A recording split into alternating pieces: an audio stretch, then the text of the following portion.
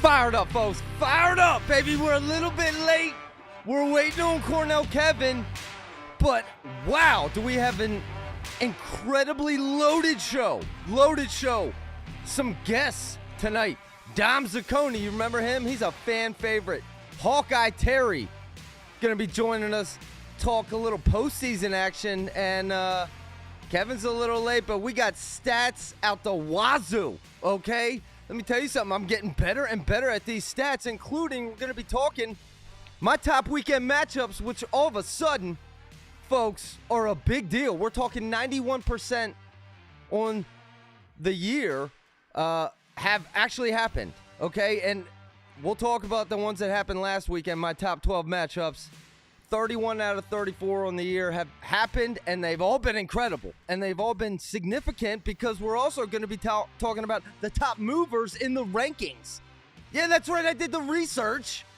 I have the top movers. Who moved up the most? Jax Forrest, Cole Mirasola. Who moved down the most? Maybe a Jet Strickenberger.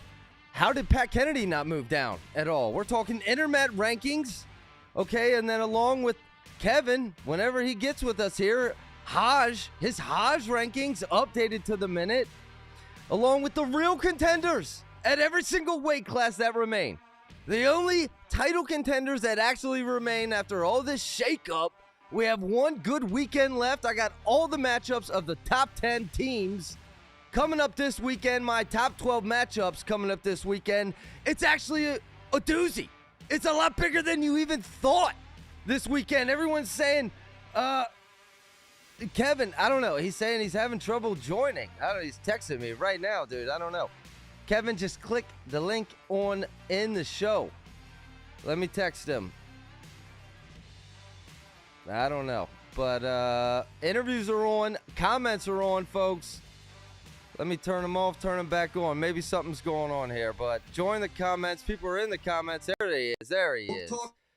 Welcome to the show, Cornell Kevin. There it is. Right on cue. Right on cue, baby. 34 on the year have happened, and I hear me talking in the background, Kevin. Turn that down. Turn that down. We're going to be talking real contenders at every weight, and then finally, my most prestigious. All of a sudden, my most prestigious top weekend matchups is becoming a big deal with the level of accuracy that I've been on these. I got these ready to load up. But man, hey, welcome to the show.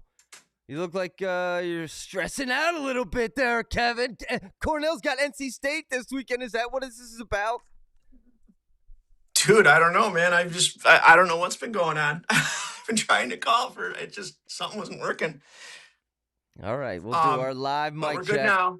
We're live. Can you hear me okay? Because I'm not doing any headset or microphone. So. All right, no, folks, listen. If his volume's too loud, let me know in the comments. I hear you well. If you can hear me well, we got quite a show ahead of us, Kevin. Dude, what a weekend that just happened. And, dude, we got a doozy ahead of us, okay, that I broke down our matchups that we'll be talking about. But, man, before we kind of get started, you're going to be talking HODGE, and then you gave me your real contenders list. That's what this episode's really about. So the real contenders that remain, there's been a lot of shakeup. A lot of things have happened at every weight, but folks, let's get right into it, baby. Here's your top movers. Join the comments. Your top movers at your weight classes here in the past week. Now, I'll say this. The only weight class I did not include here was Bo Montanona there, who moved up only one spot after his win over Patrick Kennedy. Bo Montanona moved up to the number 10 spot on internet. Kennedy stayed the same. Stayed the same there at what, 174. But outside of that, Jet Strickenberger down big, down 3 to ranked 11. You got Jax Forrest up big. You expect him to keep moving up big, Kevin. Up 4 spots to the number 6 ranking. I'd argue that's still low. But Blaze up 2 spots, number 2. Davino down 1. Seidel down 1. Waters down 2. Zerbin up 1, Joey Blaze up 1, Caliendo down 1. That's significant because of seeding there at 165. And then finally, the biggest mover of the week. Congratulations, Cole Mirasola up 6 spots from number 12 to number 6 at heavyweight there. Feldman down 4 spots from he was number 3 ranked to now number 7, dude. That is a huge difference. We're going to talk about it. And then Ferrari up 1, Gadiali up 1, and Keeter down 1. But Kevin, your instant reaction, some of the biggest movers here from the week. Yeah, I'm surprised Kennedy didn't move, but then again, I can kind of see why. And Strickenberger had a couple of tough losses. He can either be really good or really shaky at times. Um, but yeah, like you said, man, the Caliendo shakeup could turn out to be something pretty rather significant as far as who gets that 4th seed, because nobody wants that 4th seed come NCAA's. No, couldn't agree more. And we touched on it last week, man, going into this past weekend matches. Folks, appreciate the comments. Go ahead, smash that like button, hit that subscribe if you already are not. But, all right, Kevin, we'll move on. Those are the biggest movers, and here was the reasons largely why. Here are my top 12 matchups from last weekend and the results. The only one that we did not get was Levi Haynes and Karchula there. But outside of that, man, it was Blaze over Davino, Liliendahl over Bouzakis, Taylor over Webster. Man, I still feel like Webster is a sneaky pick there at 157. Blaze over Caliendo, we've talked about it. We'll talk about it more. Gadiali over Keeter in a big way. Zerbin over Waters, who Kevin kind of told us that was going to happen all earlier. You got to pay attention. You got to listen to the show. Then the big one, Mirasola over Feldman, Poulin over Strickenberger, Ferrari over Luffman. You see it. Kevin, come on, man. Thoughts on that? Anything that shocked you, dude? Anything that shocked you? How about Araujo? I'm a big LJ Araujo at 165, and he showed himself up against Scholes there. I think that surprised you, didn't it, a little bit? Yeah, a little bit, but Araujo is one of those guys too that he can be really good, or he's been better. He's been more solid than he has been shaky. I'll say that for sure. So yeah, it didn't really surprise me that much, but you never know what you're getting with him. But yeah, look, your matchups have been great, man. I know the Zerbin and Waters match, kind of a shaky call there on the final takedown. But if you're Waters, you got to come up with some offense. Cole Marasola definitely surprised me. I mean, that was a 10-3 match last year in favor of Feldman. Yeah. And obviously Matt Nona, that was really surprising that he beat Kennedy. 302 says Joey Blaze has upset potential. Well, we're going to get to it, folks. We're going to get to that, all the real contenders at each weight class and the top matchups this weekend here. But before I want to get into that, let's go back to your HODGE rankings. Or I guess this would technically be the undefeated list, right? The undefeated remainings. Yes. And you want to touch on this? Yeah, man, I'm just ready for it to keep going down. Less research I have to do. This is completely up to date. Yesterday, Oliveri finally came back and wrestled and got another win. So we're down to 24, 25 guys. I think this coming week we might lose a couple more, but conferences should really cut this in half, I'd say. Oh, conferences right around the corner. This is the final weekend coming up, folks, and you would be surprised because there were I'll tell you this, okay? My top 12 matchups coming up this weekend, you're going to be surprised. Let me give you two of the honorable mentions that didn't even make the list. At 141, Vince Cornella going up against Ryan Jack. Number 7, Vince Cornella going up against number 13, Ryan Jack. Did not make the list. And at 157, Vinny Zerbin going up against T. Travis. That's number 7 up against 15. Did not make the list. So you got to stay tuned here for the end of the show, folks, because as you can see, 91% accuracy on you're getting a fireworks show, dude, when you watch this. But Kevin, all right, undefeated list, well tracked. In fact, I think this is one I did not actually. Now that you said this, I didn't upload the last one the one that you sent me today. I don't think anything's changed though. But just the Oliveri has another win. Okay. from yesterday. But everything else looks good. Possible, couple matches these guys have that are tough, are coming up, which you'll get into, I'm sure, when you do your, you show the matchups of the week, right? Yep, yep. We'll talk about it, but all right, folks. Before we go to that, let's talk about the biggest dual meet individually that's coming up this weekend. It's Oklahoma State. It's Iowa, and I'm hoping Hawkeye Terry. We're waiting on Dom Zaccone here, our contact there, to call in, as well as Hawkeye Terry, because the big one this weekend is Oklahoma State and Iowa. And from all the information that I have gathered, Kevin, I'm now led to believe Angelo Ferrari is going to be wrestling. Yeah. Okay.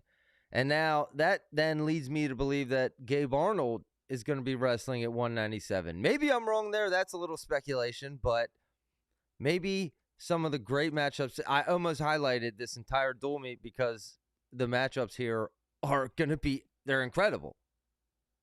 Yeah, absolutely. There's tons of good matchups in there for sure. Let's see here. Now, yeah, this is going to be great. I mean, it's going to be a lot different than last time, for sure. Looking at, it was an 18-10 win for Oklahoma State last time. Or I mean Iowa, I'm sorry. 18-16. It was 18-10, then they got the forfeit. So yeah, it's definitely going to be a much better match for Oklahoma State, you would think. Oh, you would hope. I think Iowa's going to bring it. I've heard rumors Ferrari's going. I think they bump up Gabe Arnold. I want to ask about that speculation because Harvey Ludington has looked good. Oh, look at this. Right on cue. Here he is. Hawkeye Terry, we're going to bring him in because we're talking about this dual meet, and this is the man to answer the questions, folks. So this is the big one. This is the final big one, arguably. Cornell, NC State also coming up. We're going to talk about that right around the corner. But let's bring in Hawkeye Terry. Welcome to the show. He's nerved up, baby. Hawkeye Terry, how you doing? I'm doing great, guys. You hear me okay? Yeah. Yes, we can, Okay. sir. Now, I just speculated Ferrari's going and maybe Gabe Arnold bumps up to 197. Tell me what we can expect to see here.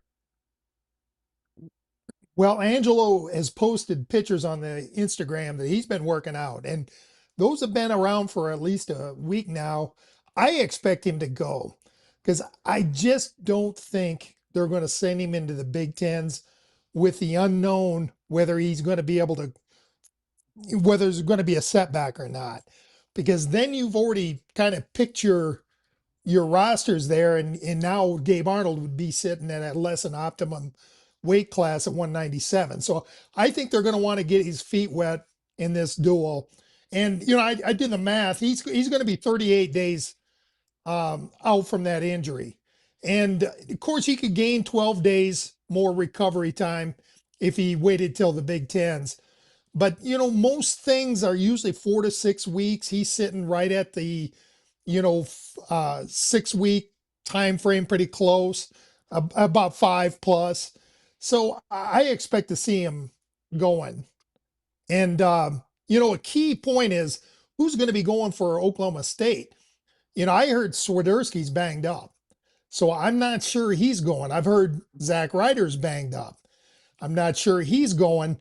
And interesting thing is, I've heard they want to send Tegan Jamison out for 149, but he's not too keen on going because he doesn't want to burn a potential medical red shirt.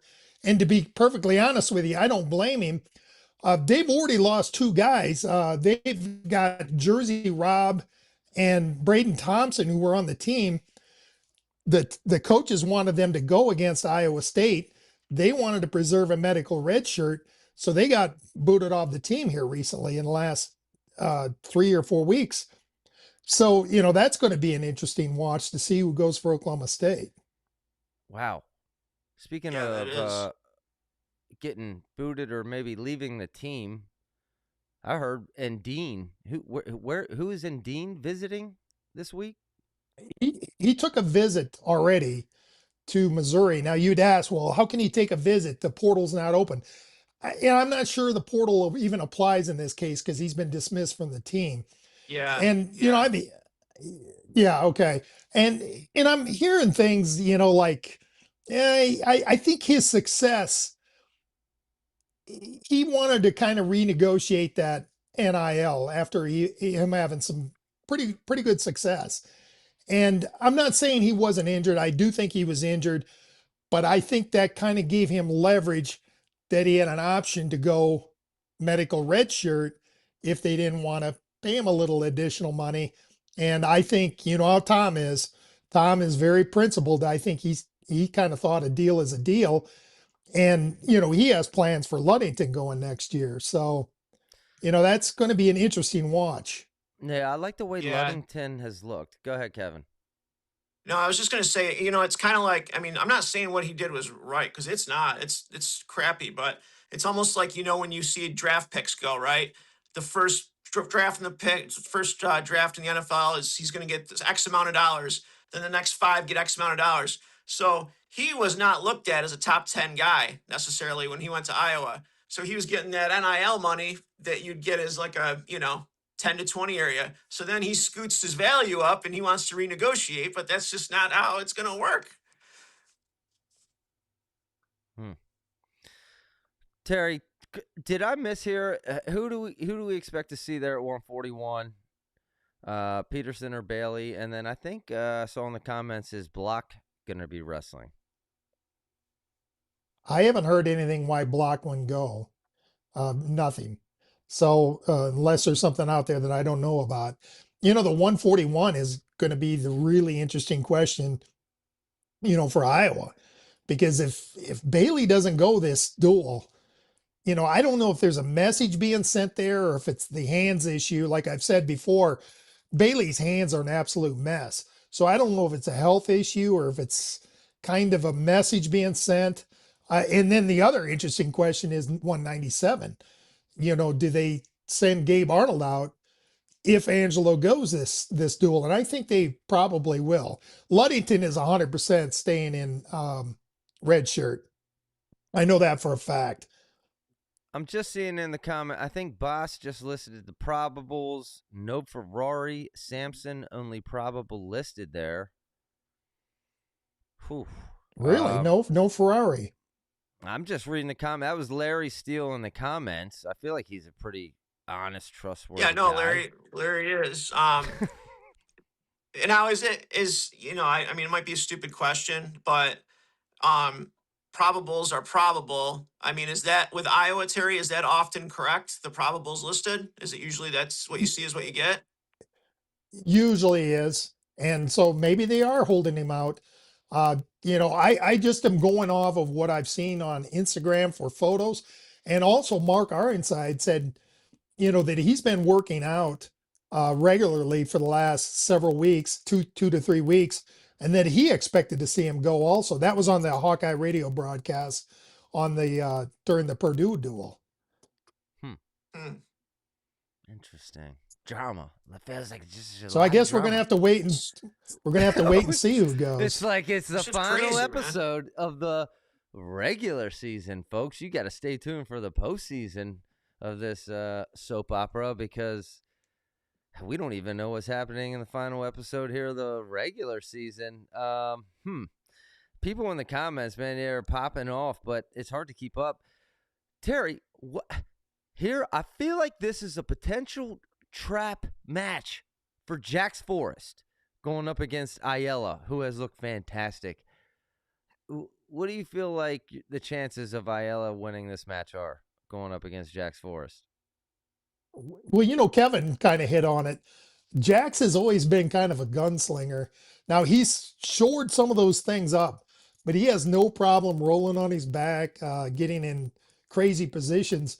You never know. I mean, Drake's been around a while. If he happens to catch him doing something risky, and look, Drake, Drake hasn't necessarily shown to be the same guy, but I think so much of it is the competition.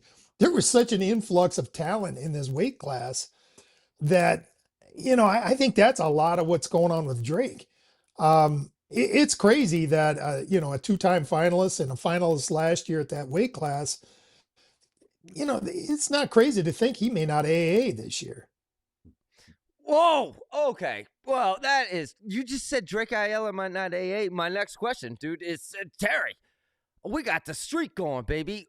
Finalist. You're talking. It's now looking like Angelo's not even gonna. I was really looking forward to thinking, and I have, unfortunately, in my top 12 matchups, Angelo going this weekend. I expected, but if he doesn't, I mean, who is gonna be the finalist this season at Iowa to keep that streak going? Zach, you mentioned last episode, this has been the year that everything's happened against Iowa. Iowa State broke through after 19 years. First time he's ever beaten Tom. I think the streak might go. Caliendo has to, get on the opposite side of Messenbrink, even if that's to get to correct me if I'm wrong, if he was fifth, he'd be on the other side of the bracket, right? He doesn't want to be sitting at number 4. And or 5. so honestly, I don't know. I think Angelo's the best shot at getting to the finals. Angelo, and we haven't seen him for so long. And that weight class, it's crazy. That's 48 out of 49 years they've had a finalist. 48 out of 49 years, dating back to 1976.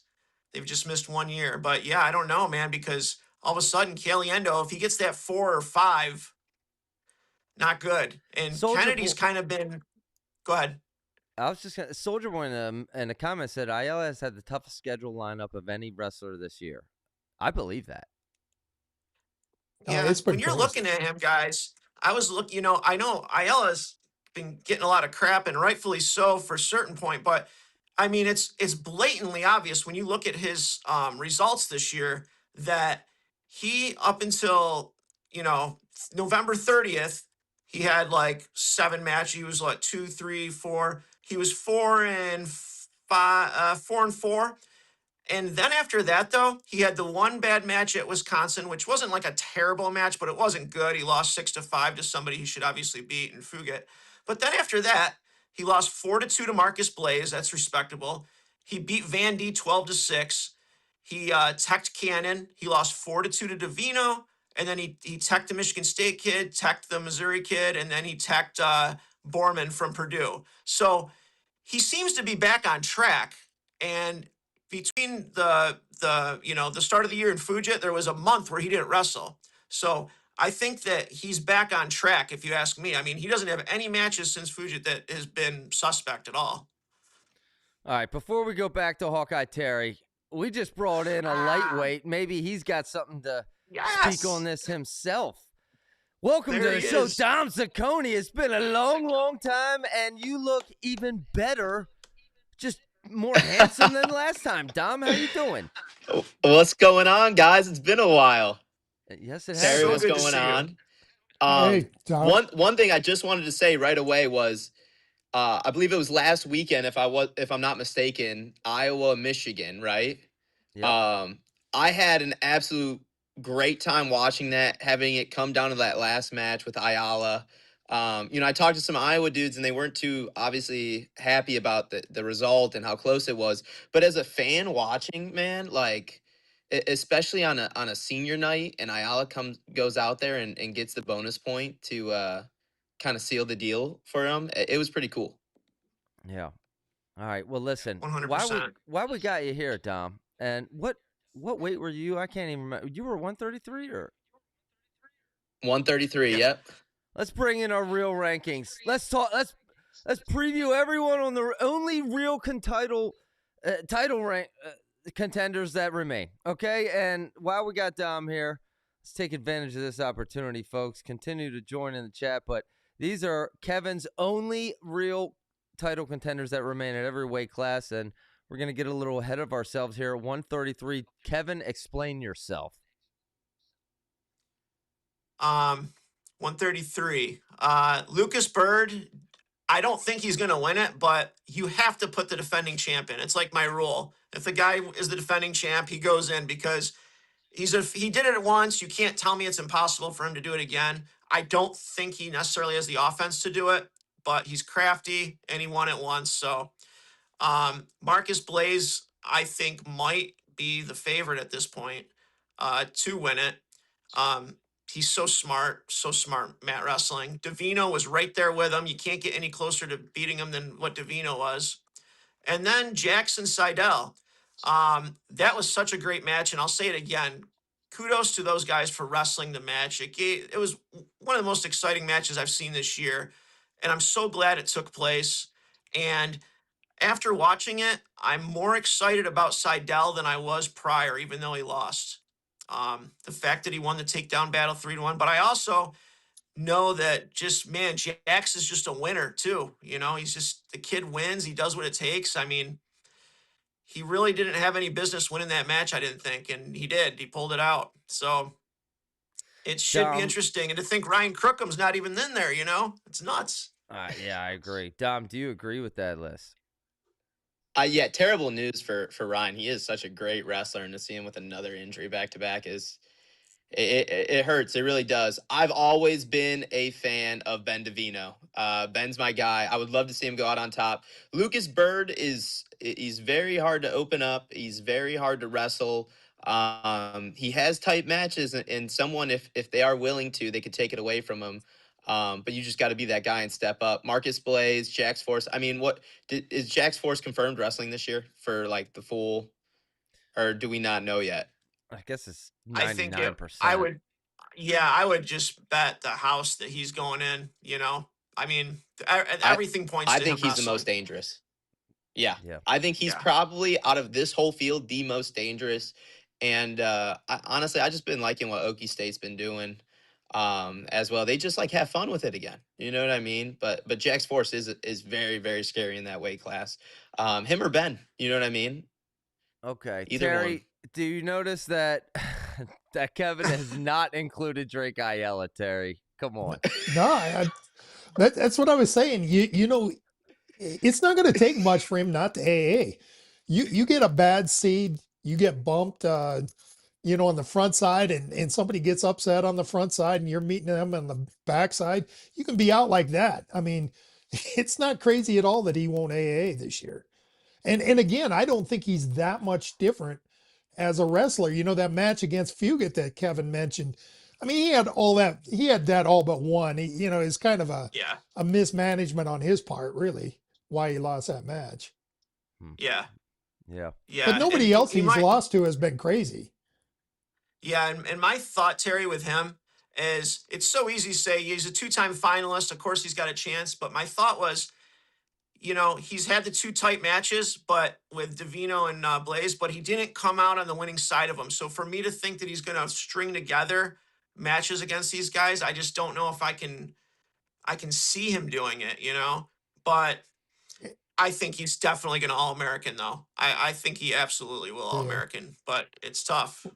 Dom, listen, let me ask you, okay? You're kind of close to like Lucas Bird, right? You're in that state.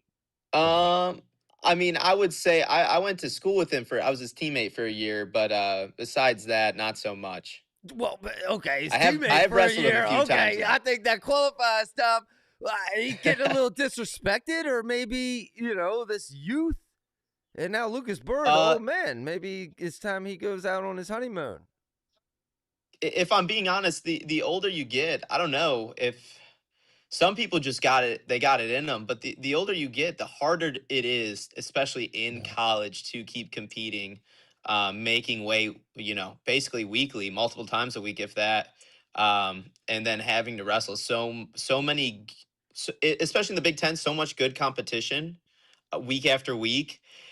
It adds up, and I believe he's on his 7th year, so you know, we got a few weeks left in the season, and this is the time to kind of show. You're joking me. Is that? No, you I believe so. It's kind of like Kevin. Yeah, it is. He is spot on. It's kind of like what Yanni was saying. Yanni, you could tell Yanni's senior year, he just wanted to get it done, man. And he said, he goes, I just want to be done. He wasn't enjoying himself. He's like, you know, everybody's been gunning for me every year, but he just was like, okay, I got to get this 4th title done. But he wasn't. It was hard for him to keep motivated and to keep going. And it's just he just wanted it to be done with, And a lot you see that with a lot of these guys, which I think is why teams really need to be very careful on who they get through the transfer portal. Because you don't want one of these non-motivated guys, because then you hand them a bunch of money. A lot of times they're even less motivated. 100%. And I have you think seen coaches, that? honestly, too, are pushing it earlier to compete earlier if you're at that level already.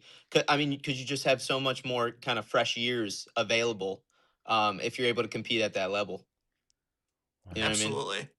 I mean, it's the attrition. 100%. Can you imagine 7? That's 2 careers. It's like they talk about like LeBron James playing every year a full playoff season, and by the time you know what I mean, that adds up. You played like multiple more seasons of games at the end of the day. Like these wrestlers, like Lucas Bird has. How many matches has he had over the course of 7 years? Not to mention 140 matches. He's I was and about to say over 100. 2020 was his freshman year. and he's looking at a group of youth that we have probably never seen before at a single weight class, right? Of freshmen.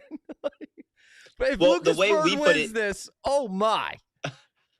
when we were in last year, at least, Bam! We just lost Dom. He had something. He had something good cooking too. I smelled it. Do you smell how good that was cooking, Terry? I agree Oh, with yeah. what Terry says, though, man. Terry, like what you were saying is like it's not necessarily that if he comes back on, I'll shut up. But it's not necessarily that Drake is taking a big dive. It's just that all of a sudden the flush of talent that's come in is just crazy. Like, look at Tyler Knox, man. Tyler Knox was an All-American last year. He's like yesterday's news, at this point, it seems like. But Yeah. what were you saying? Go ahead, Dom. the one benefit about being out in the country, you never know when to expect just a straight disconnect. Basically, what I was saying was last year when I was in college, there was kids that were in middle school when I was starting my college career. So they were in middle school when I was a freshman in college. That's the way, yeah. Isn't that crazy? That's So pretty Matt, wild. like being 7 years, Wow. there must be some 8 years too out there. You know what I mean? That have had, Yeah. a medical, a red shirt, maybe multiple medicals. I don't even know. But it's just Yeah, crazy. Almost a it's whole insane. decade. Like even Dayton Fix, he could have taken another Olympic shirt his senior year, and he was already 27. He could have taken another Olympic, but it can line up like that now. And I know Micic was one that comes to mind, who just had so many years, but crazy. This should Oh, yeah. continue to level out, folks. But I think we would all agree, if not number 1, it would be number 2 to 157. This is going to be the most compelling weight class here coming up in the championships. However, and we're talking 133. However, we have 1 weekend left. Okay, and I did my research. I've talked about it. I'm going to put this up on the screen. Terry and Dom, if you got to leave, go ahead. Feel free to leave. If not, stick around, dude. We're enjoying the company. And join the comments, folks. And if you got something to say, go ahead and call in. But I got my top 12 weekend matchups, baby, fired up. And you thought we were done? I don't think so, dude. No, 165, Ladarian Lockett, Michael Caliendo. We're talking huge seeding implications here. At 165, Caliendo, this is a big win situation. We lost Terry. 133, Jax Forrest going up against Drake Ayala. I talked about it. Could Jax Forrest have a letdown opportunity here? 184, I was thinking maybe Angela would come back. It's not clarified, confirmed. I hope to see him as well as Zach Ryder there at 184. That would be fun. 174, we haven't even touched on Cornell and NC State. Simon Ruiz and Maddie Singleton there, as well as Jackson Joy and Coy Biskins. Bang! Yes. Bang! We are nailing it tonight, folks. Oh, my. Fire. That's happening. Then at 285, Connor Doucette, Ben Keeter. Ben Keeter's got to bounce back. 125, Dean Peterson, Troy Spratley. That's in that Iowa-Oklahoma State match. 197, I was jumping to conclusions saying Gabe Arnold's going to bump up against Merrill. I thought that would be fun. 174, Cam Steed, MJ Gaetan.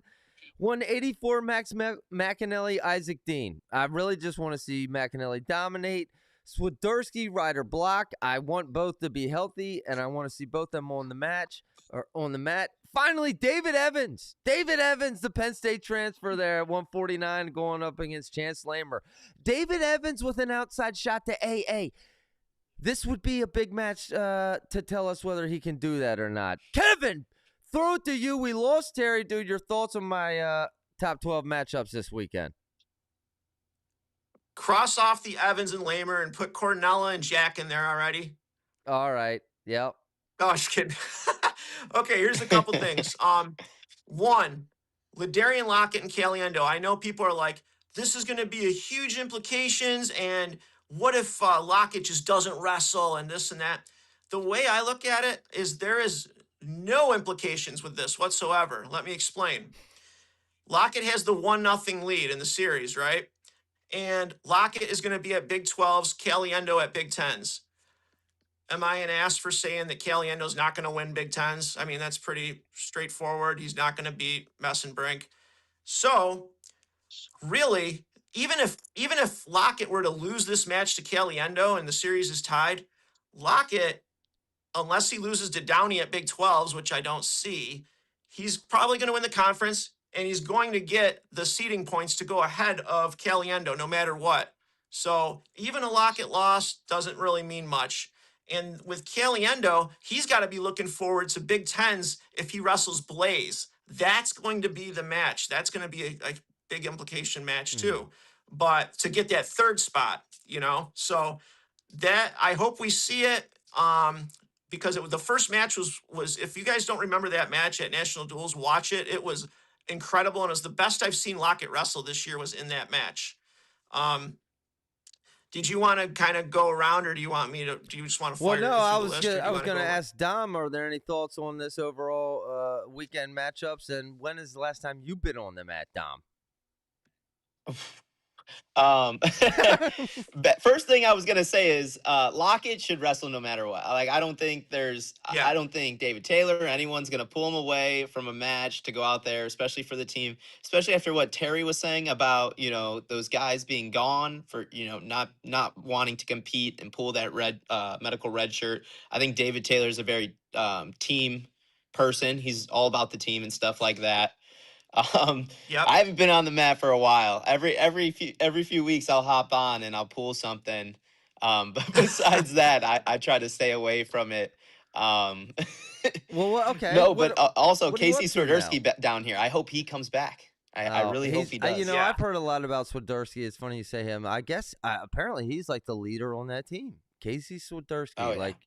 I guess you look down the lineup, you think about ages, and that makes a lot of sense. And apparently he's a dog, like a true dog. But Dom, what have you been up to now lately, man? Yeah. I am just living the real world. You know what I mean? That it's so weird because as a college athlete and student athlete at the same time, you would think that your life would become less busy once you get done, and I just I have to disagree. I miss wrestling in college and going to school. I really do.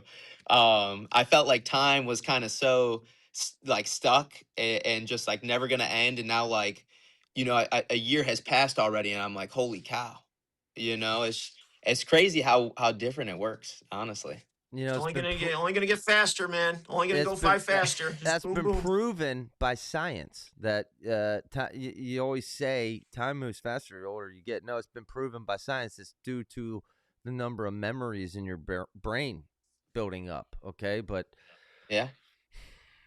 Do you have any connections? How about Coach Poeta out there in Illinois? Do you know anything about him, man? We're rooting for him. I kind of went to his defense, in the past on our episodes, saying I feel like Coach Poeta might be getting screwed. I don't know. I don't really know much at all, but I do know I like a lot of Illinois wrestlers, man. Anything out of there?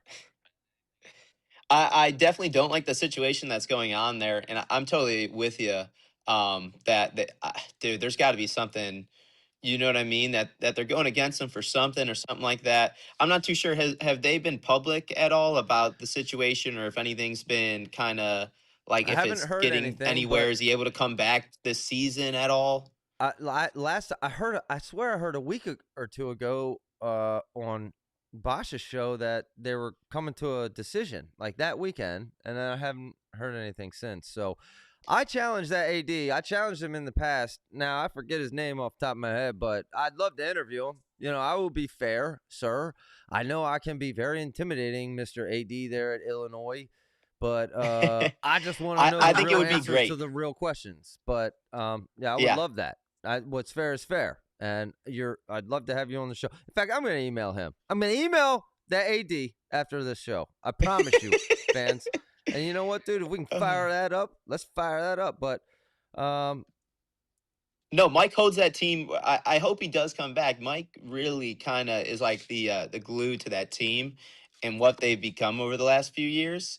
And he kind of just got tossed right into the fire, and he really built them up. And I feel like they have great coaches, you know what I mean? And I can't say nothing but great things to the coaches they have right now. But they need that little spark of Mike Poeta kind of under them, I feel like, at the end of this season, especially, Yeah. you know what I mean? yeah, I mean, losing Yeah. your head coach. Yeah, I mean, that can't be great. Talking about head coaches, Dom, you still stay in touch with old Coach Sintas there? I mean, now he's got like a corporate job here for wrestling or something like, you can't say the same jokes around him anymore, I feel like. Yeah, he's a big corporate guy these days. No, I saw him at a duel a few weeks ago, and we were just kind of, how wrestlers do. We were bringing back old memories and stuff like that, and all the times in the vans and us, our individuals wrestling with each other, certain duels and places we traveled to. So it's always good memories, and I think every time I see a coach, that kind of happens. I get really busy and caught up with work these days. That's kind of hard to go back to those, but being in person and in the moment, you really get the best out of it. How about that, Dom Zaccone, dude? I mean, if you're taking it for granted right now as a college wrestler, look at Dom, man. Just when he thought life was gonna get better, now he misses it. He misses college wrestling, right? I would definitely beat up Sentez right now, though. Oh, 100%. He is we gotta way get out him of on the he show. is way out of Dude, shape. he's 100%. funny, man. We gotta He's get him funny Sintas on X. He is funny. He cracks me up on X, man. I love that guy. Coach Sintas gave us the opportunity to do our first announcing job. I'm forever grateful to him. I'd love to have him on the show. We got to reach out to him. Yeah, sometimes we used to have to take his phone away from him because of what he was he was always on So Twitter funny. trying. Hey, let me tell you a funny story. We were wrestling. I don't even remember who it was. It might have been App State. We were wrestling App State. And I walk into the room, and I'm on my phone, and I'm on Instagram. I'm walking into the room. I think I don't know if I was wrestling or not. I can't remember, or if we already wrestled App State, or if we were going there. But Sentez, it was an Adam Sandler movie. I forgot what movie it was, but it's where he's throwing dodgeballs at little kids. He's throwing dodgeballs at little kids and boink one after another. And Yeah. Sentez put up all the schools in the SoCon. It was just Adam Sandler, that was Campbell, just beating every single that's one. something He's like, I I'm would keeping do. that up. That's something I would do. Yeah. It was hilarious. He after my whole vent about Zeke Jones doing the thing with the clock, he put under my post, it was like a picture of Zeke Jones, and he had like this huge head with a massive brain in it. And you could just tell he was so proud of his originality and everything in the post. It was just really funny because you just picture him being so proud that he put that up there and did it with the AI and all that. Wow. How about Oh, that? he loves dude? AI. He loves it. How And about Billy that? Madison I was the can name of the tell. movie. Billy Madison. Billy Yes, Madison. Billy Madison. Duh. Yeah, I should have known that, folks. But listen, Larry Steele in the comments, our reliable resource, says, pretty sure Willie said yesterday they're going to probably reinstate Poeta. Let's go. Let's the thing, go, guys. baby. Let's verify Like- that. But go ahead. Like kind of you saying, like, yeah, you know what? This is punishing Poeta. We get it. But it's punishing the kids big time, man. Especially, that's their coach. This is an important year. They got a good team. So you're punishing the coach, but you're really killing the kids. Really, I mean, that's the first thing I think of when I see Illinois out there is just this, they don't have their coach, and it's just I'm not saying that their other coaches aren't adequate at all, but he's really put his stamp on that program, and they don't have him this year. Well said. Well said. Listen, we're about to fire it up, dude, for our only real remaining contenders.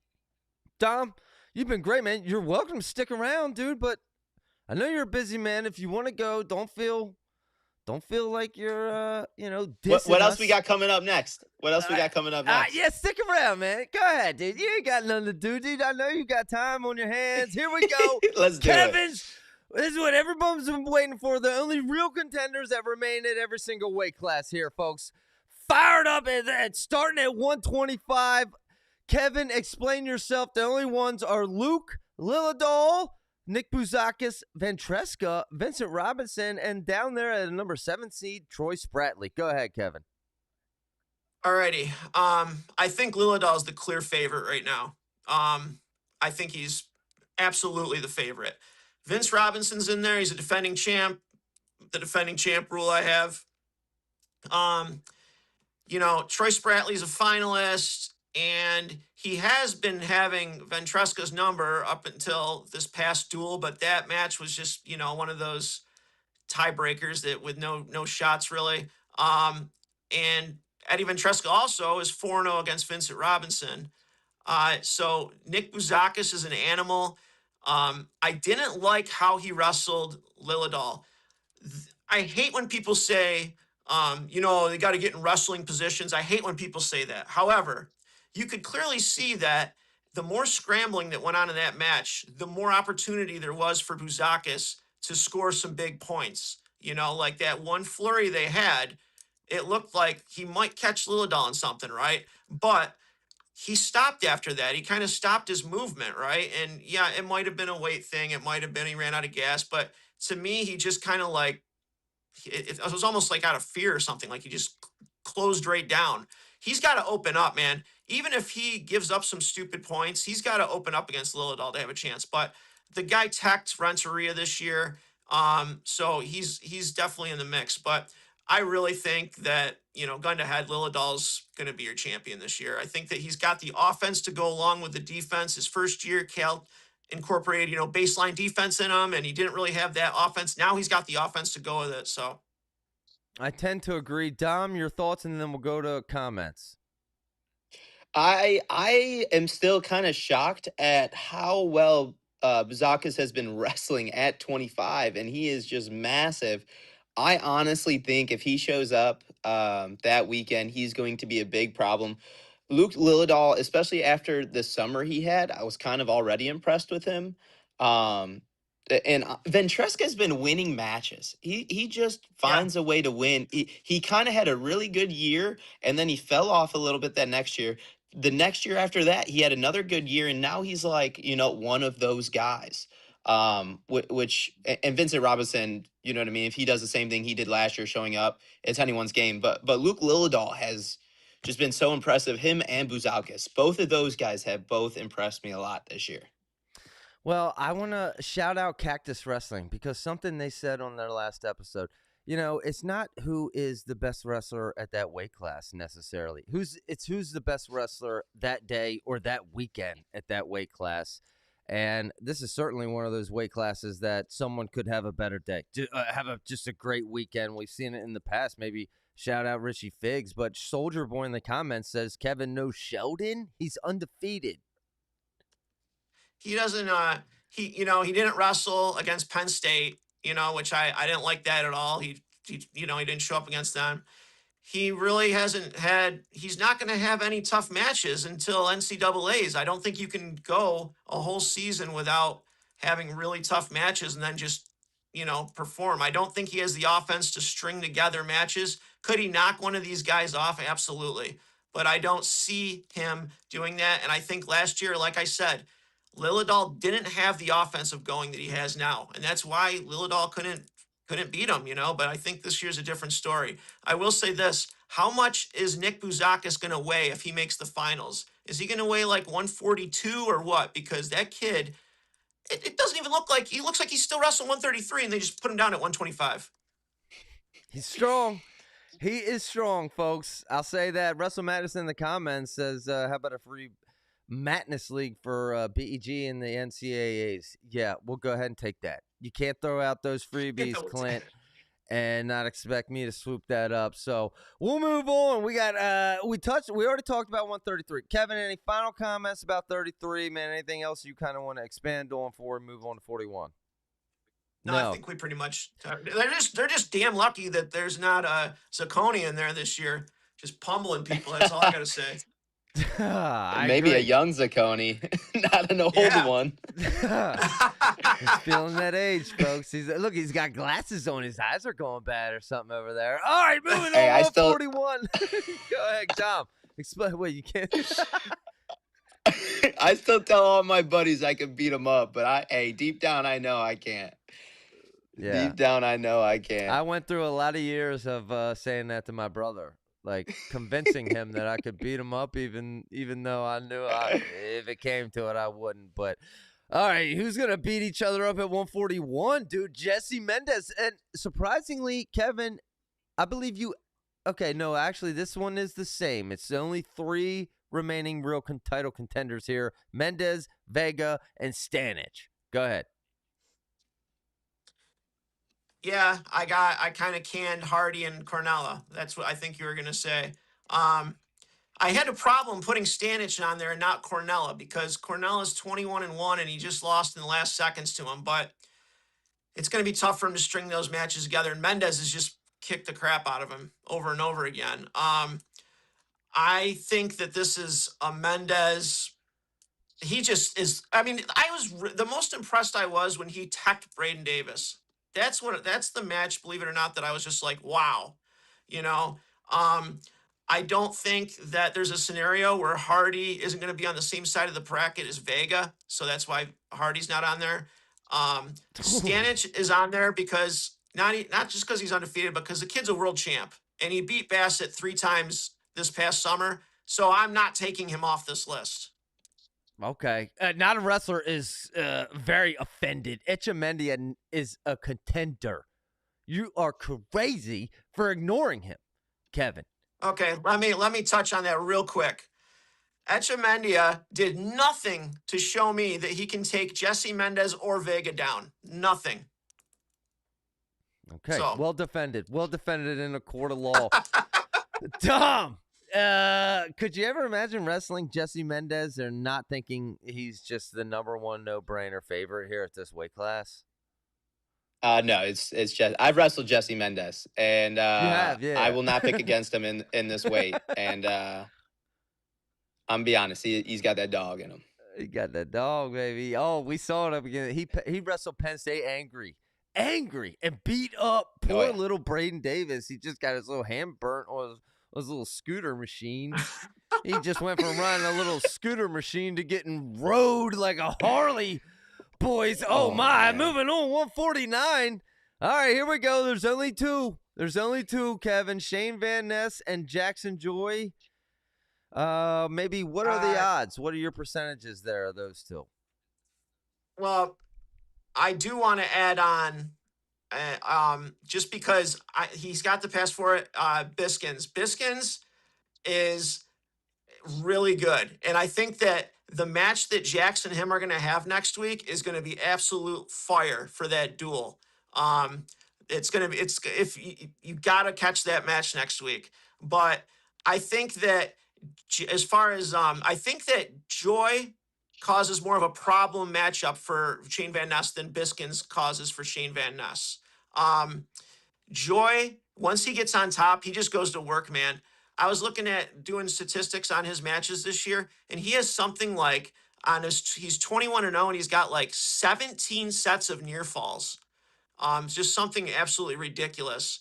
And, you know, Shane Van Ness has been giving up those early takedowns this year in the first period. And if that happens, if you give up a takedown to Joy, chances are the second period's going to start. You're going to be down 3-0, and the guy's going to have 2 minutes of riding time on you already. So up until recently, I thought it was maybe 70-30, 70 Shane Van Ness, 30 Joy. I'm at 50-50, man. And call me whatever you want, but you go and watch Joy. He is the real deal. He's so much better than he was in November, and he's very confident. Pay And attention, I pay like his attention, chances. folks. It's And a by the coin way, flip, man. just to clarify, he also had Coy Biskins. I did not have time to update the last minute update, but Kevin, you did add Coy, a little Coy Biskins to the old entree there, didn't you? Dom, how do you feel about this list? Who is Jackson Joy? Who is Jackson Joy? I'm just mad. Look, I just wanted to see Kevin's face. No, hey, Jackson is legit. I think Shane Van Ness is such a warrior, though, man. He wrestles so hard, and he just keeps it going. Shout out SIUE. I love them boys. They got number 3 Caleb Tyus up there. That's always great to see. You know what I mean? My old roommate Austin Murphy's coaching up there, so I love to see that. Shout out to them. But those two at the top, 149, I feel like just kind of, it was all there. And then like, I don't know, do people go like up, down, you know what I mean? 57's loaded. Yeah, I don't know. All right. Yeah. There's what it is, folks. Listen, before we move on to 157, stay tuned for the very end of the episode. I'll probably lose all the monetization, but I have, trust me, a treat for you. It's a very short video. Jeff Byers calling a match, and it's going to inspire you. It might even make you tear up. It's going to inspire you like you have not been inspired in a long time. But right now, we got to move on 157 because this is the other doozy, Kevin. The other absolutely loaded weight class. Earlier in the year, my dad was saying the greatest weight class of all time, and then 2 weeks later, he had to put his foot in his mouth. Give us our contenders here. Well, there's a lot of them. And I really, it's kind of like 133. I feel like I really just don't have a clue, you know, but this even more so.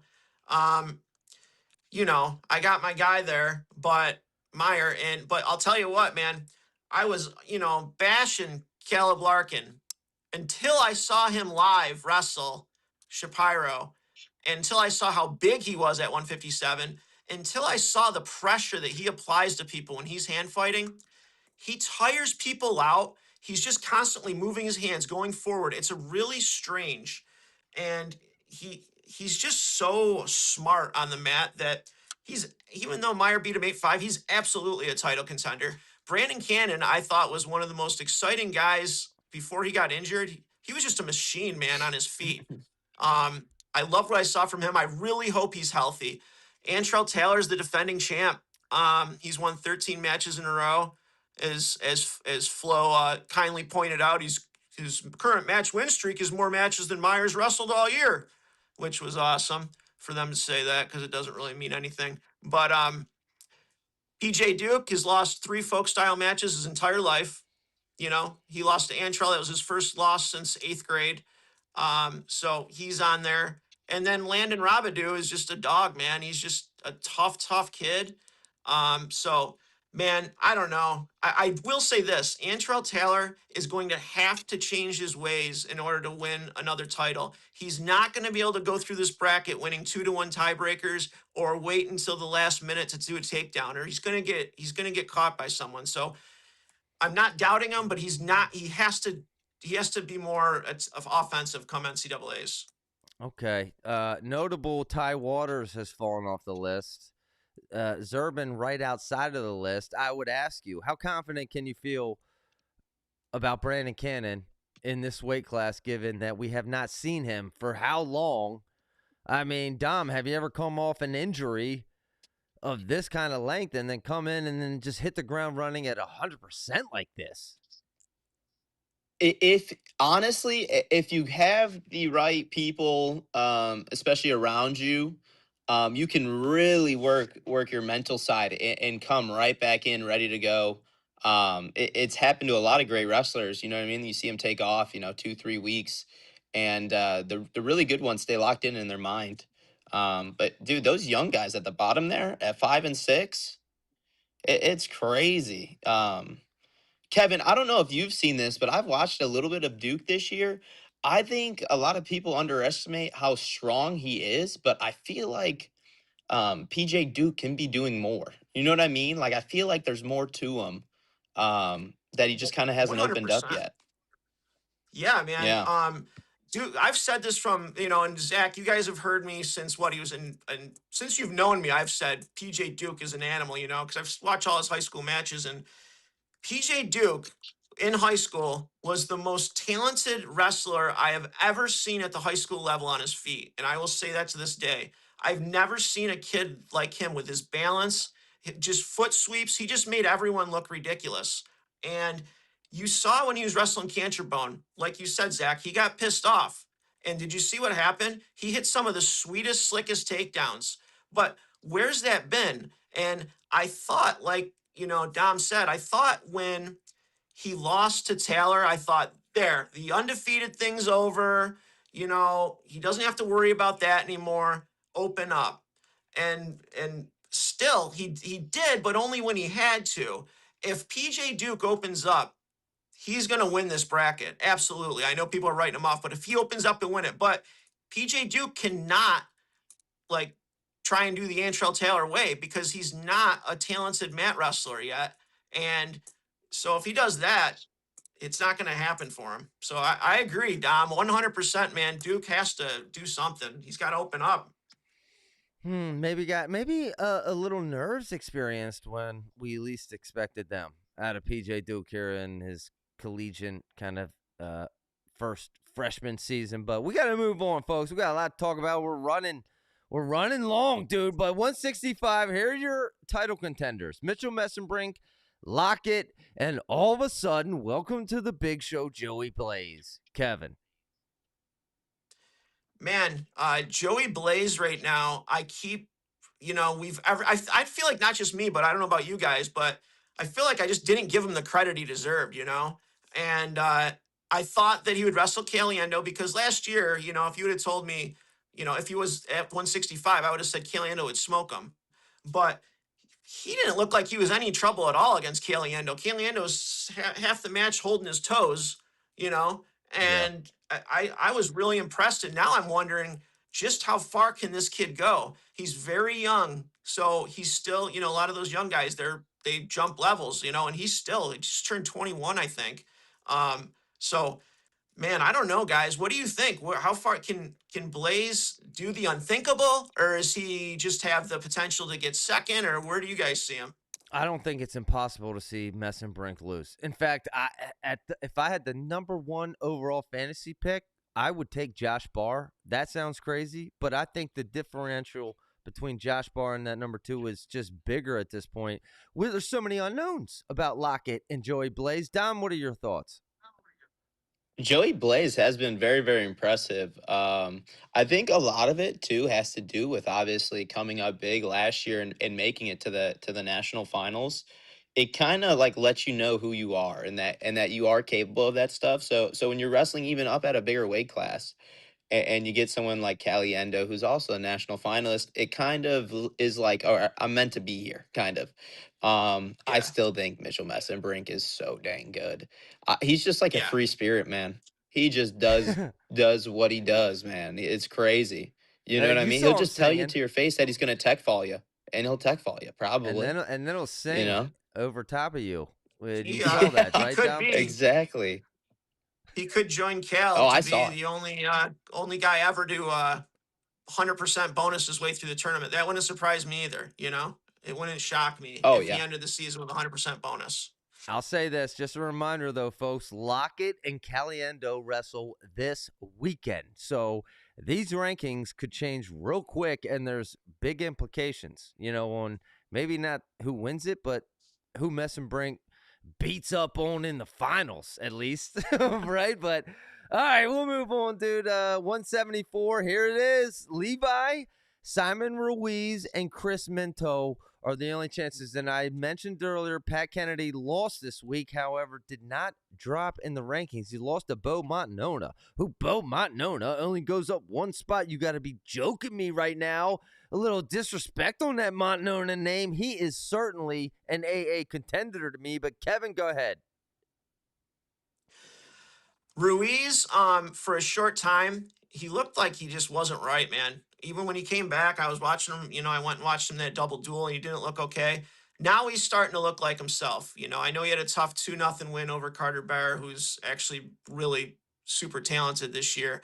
But the difference with Ruiz is I think he might be the best top wrestler in the NCAA right now. Him or Joy, actually. And call me a homer all you want, but Oh, I smells homer. I don't know if you guys can name.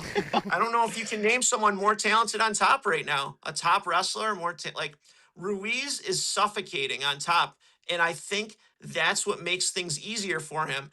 If I could only have been a good top wrestler when I wrestled, I just wish so badly. I sucked on top. It was horrible. And Ruiz gets himself out of situations because he just doesn't, nobody gets it out from him, And the reason that he's even on this list is because of that match he had with Levi Haynes at NCAA's last year. It was 1-1 with 10 seconds left. Ruiz shot in. Haynes got the defensive takedown. It was that close. The reason I put Minto on there is because Minto stepped up to the plate last year at NCAA's. He had himself a tournament. And when the guy does that, I think, sure, he can do it again, and he had a tough match with Haynes. So I don't trust the other guys. I don't trust Kennedy after a couple of losses. Singleton lost to Ruiz last year at NCAA's 10-0. We'll see if he improves on that in the duel. And then, Karchla I just picture Karchla like with the neck brace on and the hospital bed with the thing up. Like the dude is just falling apart, man, I don't know. So Well, those are the only guys I earlier. can trust. The age, how old they get. Dom knows it. What if Singleton goes out and beats Ruiz this weekend? Then Kevin's going to have to put his foot in his mouth. Dom, what do you think about this weight class? I think if that happens, Kevin's going to have to wear a neck brace for maybe the next show. That. I don't know. You know what I mean? Something. Yeah, because I'll jump out the window. All right. Someone in the comments said, don't sleep on Facundo. Don't sleep on Facundo. Go ahead, Dom. No, Levi's always been like a class act wrestler in person. I think he just does great. He made a world team this last summer too, didn't he? I think he's just like champion. Yeah, he just like levels ahead. But when it comes back to college, I think he kind of like lets some of these guys, keep it close, or they kind of use like you said, on top. Reed's really good on top. Like that could be something I could see play a huge factor into a match like that. You know what I mean? Dom, did you see Levi push, was it Minto off the mat the other week? Yeah. Did you see that? Oh, yeah. Did you think that I was saw that. in line or out of line? I liked it. I ain't gonna lie. I thought it was just hard wrestling. I think Kale liked it too. I think I saw a little smirk on Kale's face. Like, I said it was so different from what Braden Davis did because what Braden Davis did was after the fact. Like, what Levi did, I mean, we're still in competition, baby. Like, if you can't keep your feet, I mean, I know that's wrong, but if you can't stay on the mat because I give you a little love tap, that's on you, right? Oh man, Levi and Brock Hardy's literally the nicest dude ever. Oh yeah, yeah, he really is. He's so nice, man. Like it's just ridiculous. But Levi, man. I mean, the odds are, he probably has a 95% chance of winning this weight class. You know what I mean? I think the only thing that can, like, nobody wants to hand fight with Levi Haynes, right? It's just he's a beast. The only shot, Ruiz would have is to maybe do to just have an excellent game plan on top and get a cheap tilt or something, but Haynes is the man here. All right. We got to move on. But Larry in the comments says, hard not to sleep on Facundo. Just keep your eye out on Facundo. Larry, I mean, he knows what he's talking about, but we got maybe some surprises coming up here. But first, 184, maybe one surprise. Kevin, we got 1, 2, 3, 4, 5. The expected 4, but you added James Conway. There's no way James Conway navigates you're damn right this I did, weight class. Zach. You're damn right I did, because James Conway shoots. James Conway doesn't have 13 4-1 sudden victory matches like all these other guys. James Conway shoots, and I give him a chance, especially after seeing how Fishback gets to Rocco Welsh's legs so many times. I can't not give James Conway a chance. There's no way. Like he's very quietly 31-1 right now, and he won the CKLV. And the guy shoots. So anybody that has an offense in this weight class, I'm going to give him a shot. I understand that he's the lowest of the odds of everyone highlighted, but still, I need to see like somebody in here have offense. Max McAnally, will you please snap out of it and realize that you're the man if you want to be the man? Look at what you did last year. Aiden Sinclair, don't wait to counter. Uber talented. Rocco I don't know, Welsh, man. I don't know. get that arm back. Yeah. Stop letting that left arm hang out and giving up easy takedowns, right? I mean, although with that same breath, I could say, how do you not have Fishback in this? I know that might be, but he was this close, dude, to being exactly. Where would he have been ranked if he beat Rocco? Where would he have been ranked if he beat Rocco last week? What do you think? Seriously, I can't go into F Zach, because I'll tell you what, the fact that he lost that match, I don't know how you lose that match. How could you lose that match? I mean, how did he let that go? I couldn't believe it. And you know what a statement that would have been from him? This is the guy that left Ohio State, and now Fishback's at Ohio State. That would have just been like the ultimate, kicking the gut there. And he let that match go. So no, I've seen him in too many of these 4-1 sudden victory matches. The kid is super tough, but no, I don't see him winning the tournament, and I think that Rocco Welsh is definitely a winner. I don't know what kind of shape Angelo's in, but I don't know. What do you, Dom, what do you think, man? What do you think about this weight? If I'm being honest, give me one more year, put me in at 84. And no, for real. I love that Conway's on here. I really do. And you know what? I'm a rooting underdog here. Sinclair. I think he's just so funky, and like he's just got that like style and groove to him. If he can put it together and piece it together, and turn up. You're right. Turn up the offense and actually start, going at it. Him and it's McAnally, right? That's how you pronounce his name. Yes, he's very talented. Yeah. I mean, he is very, very talented. I could see both those guys really turning up at nationals if they turn it on. All right, that's certainly one of the ones that are up in the air. All right, and I think we all put Rocco Welsh a little bit ahead of everyone else, and then now after last week, even though he won, we kind of downgrade him because he just lets his left arm hang out and is easy to take down, and everyone's going to scout it. But we got to move on, dude. My kid's bedtime is in 1 minute. We're going to run long.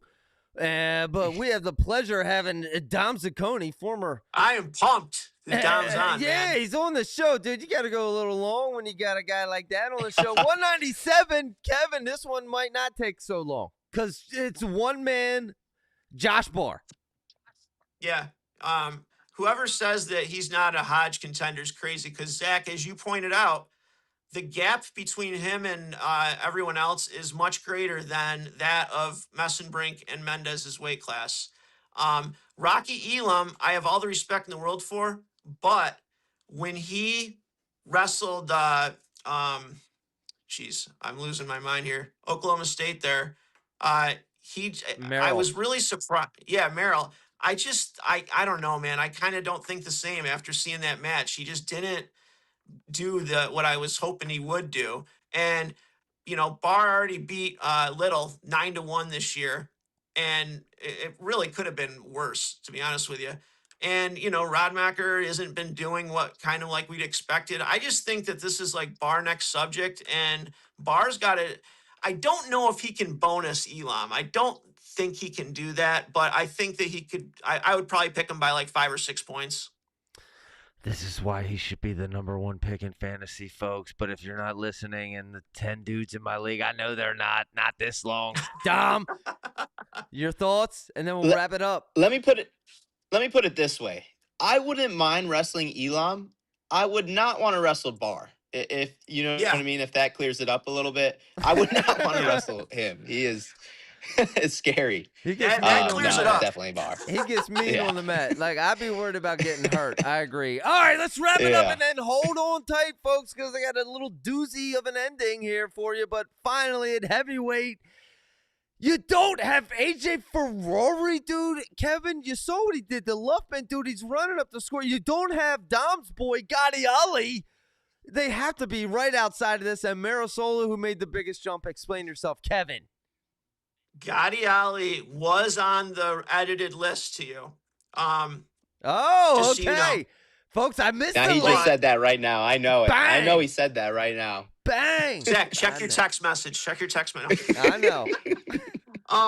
No, but listen, AJ Ferrari, man, not the way he wrestles, I just don't see it, man. He's doing all this weird stuff where he goes like this and he has his leg hanging out, or did you see the stall call the other day where he just wouldn't go back to the center and the Yeah. ref calls him for stalling? Ain't There's worried too about much, he ain't worried about a weird little crap stall going on. call. AJ Ferrari dude. ain't worried about a stall call, Kevin. Come on now. Again, guys, take that deadlifting and all that and put your head down and run right through everybody. Right, just Well, maybe go that's what blow AJ through will them. do. I think he might Do do it, that. and then he's on the list, man. That guy is super powerful, but you got to move. And you know what, Zach? I honestly think Trumbull might be my pick here to win the whole thing. Wow. Out of left field, he leaves us with that. Dom, listen, Gotti Ali, I'll say this. It seems like he's found his way here in the latter part of the season here at Michigan. What are your thoughts here at heavyweight? Yeah, Bastida, I don't know how old he is. He's strong. He's got the old man strength. Hey, but my guy Tay Diesel is what we call him. Tay Diesel. He's got that dad strength now. You know what I'm saying? So he, dude, he's really turned it around this little He really last has. half of the season. Yeah, and if he keeps up with his conspiracies and keeping that mind sharp, I think he can. I think he could do some big stuff at the NCAA tournament. Yeah, no, I agree. What would happen if even Bastida would, hurt his fingernail, break his fingernail? Oh yeah, the guy. People are like, "Oh, Myers got excuses, 3-day coma," but Bastida broke his finger. A 285-pound guy broke his finger, and that's why he didn't AA.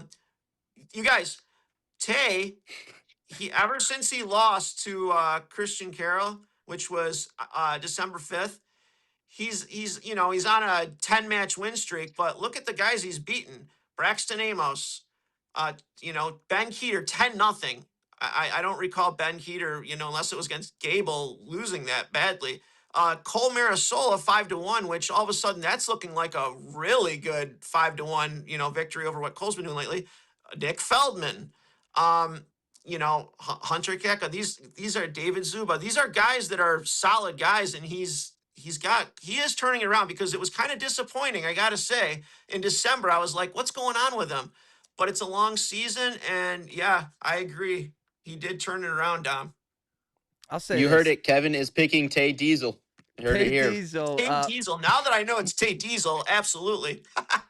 I'll say this: the Feldman fall to number 7 feels a little much. Yeah.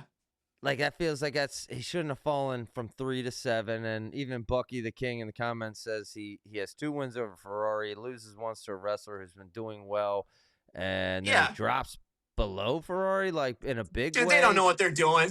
They don't know what they're doing ranking. They don't. Well, Kevin, they don't know what's going on. Anyway, and you know what? Nathan Taylor to me feels a little high there, but yeah, I want to see that Ferrari Gotti Ali. Again, this is going to be a weight class. Seating really matters, but and then who wants some more? Who wants some more, fellas? That's what it's really all about. I know who wanted it tonight, dude. That Dom Zaccone wanted it tonight, folks. He brought it. Thank you as always for having me on. Sorry I haven't been able to make some in the past. It's been a little bit since then, but always appreciate being on it. And it's a fun time every time. You know what I mean? We get to laugh, talk about rankings and wrestlings. It's awesome. Yeah, man. It's awesome. We always have fun. Appreciate you coming on. Kevin, your Oh, final yeah. thoughts, and then I got just a short video, folks. It's actually, I'll tell you right now, it's Jeff Byers. And I think I'm good, okay? We all think we're good, don't we, at what we do? Like, that's kind of an Yeah. ego thing. I bend the knee. I will forever bend the knee to Jeff Byers, folks, because I'm going to end the show with a clip. Jeff Byers calling the Marcus Blaze win over Ben Davino. And Jeff Byers just has a different level. I mean, the dude has just a different level I have never seen anyone experience in calling. And it literally puts goosebumps on your arms. It's about 30 seconds, but you'll appreciate it. Kevin, your final thoughts before we go to that. Couple quick things. One, I'm looking for new projects to do. Statistical, record stuff. Leave in the comments anything that you want researched, analyzed. Let's do it. Two, Dom, thanks for coming on, man. Really appreciate it. Always a blast. It's great having your knowledge on here and someone, at your caliber wrestling on here. And we always have a good time. And please, anytime, you can come on. Three, Zach, you don't get enough praise, man, but you are the block here at BEG, man. And you get everything going. You're without you, man, we're not doing crap. So thank you for always doing everything you do, all the work you put in. Really appreciate it, man. And that's all I got. Well, Kevin, thank you. I'll say this.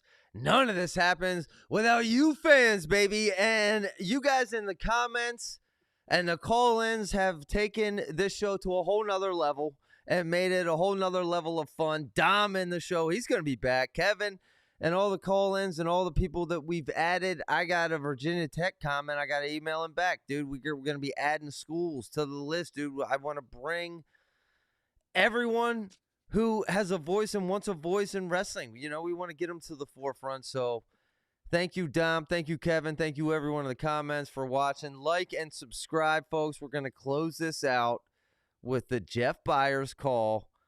About 30 seconds. His win here over Ben Davino. Cornell Kevin, I'm going to close you out here because I got to get rid of the overlays here. Dom, we'll close you out. You guys stay in the green room and watch. But, folks, thanks again. Like and subscribe.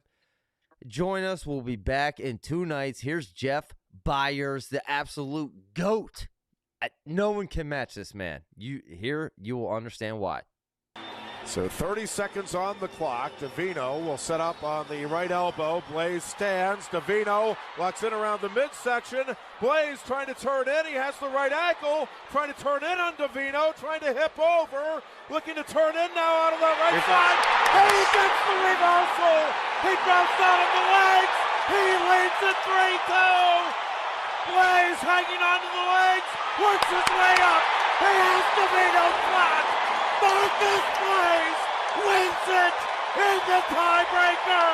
3-2 All guts on the reversal. Wow! What a win for Marcus Blaze. 3-2 in the tiebreaker. Penn State leads.